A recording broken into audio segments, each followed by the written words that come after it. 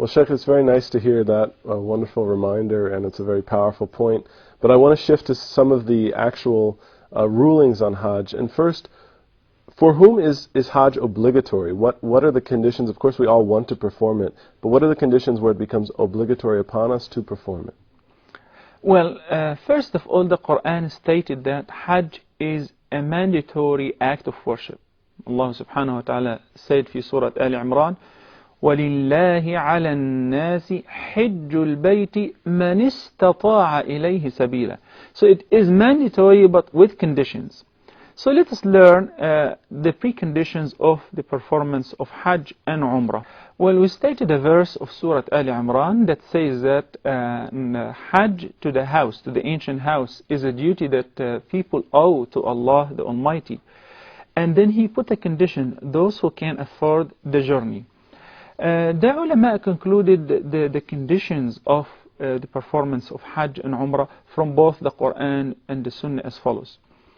That a person has to be a Muslim to have his Hajj or Umrah accepted.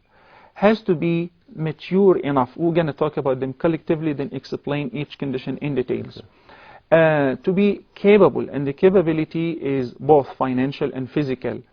And to be safe, to feel safe in the performance of the journey, security. And finally, for a woman, she has to have a male mahram with her.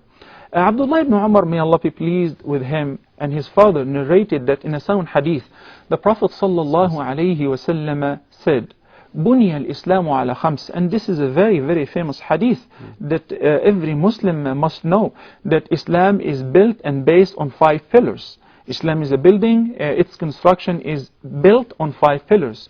The first one is Shahadati an la ilaha illallah wa anna Muhammadan Rasulullah. The second is Iqamat as-Salah, performing the 5 daily prayers. The third is paying the zakah. The fourth is performing Hajj, and the fifth is fasting during the month of Ramadan. In another hadith, the Prophet ﷺ stated that Hajj liman istata'a ilayhi sabila, for a person who can afford the journey.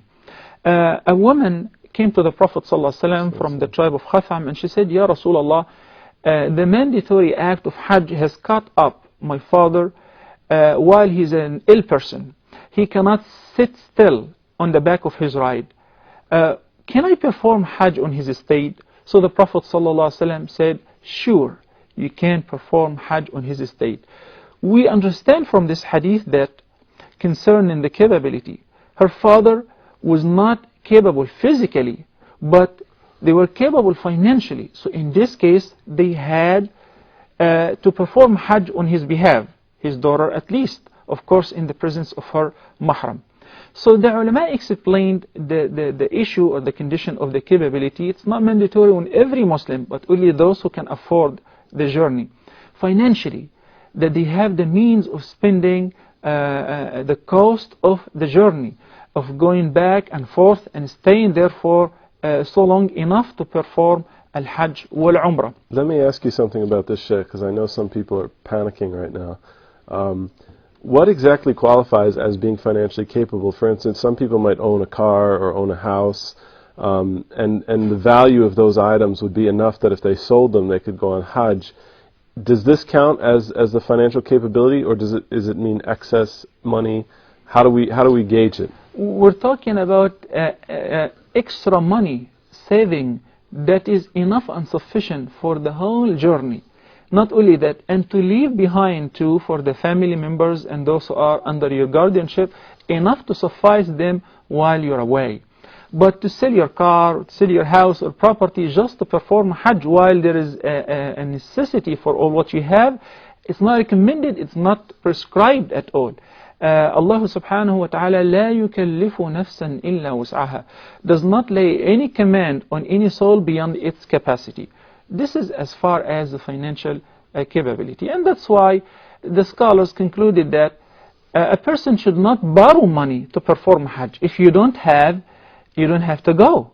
Some people do not go to perform Hajj because they don't have the financial means, but their souls are performing Hajj.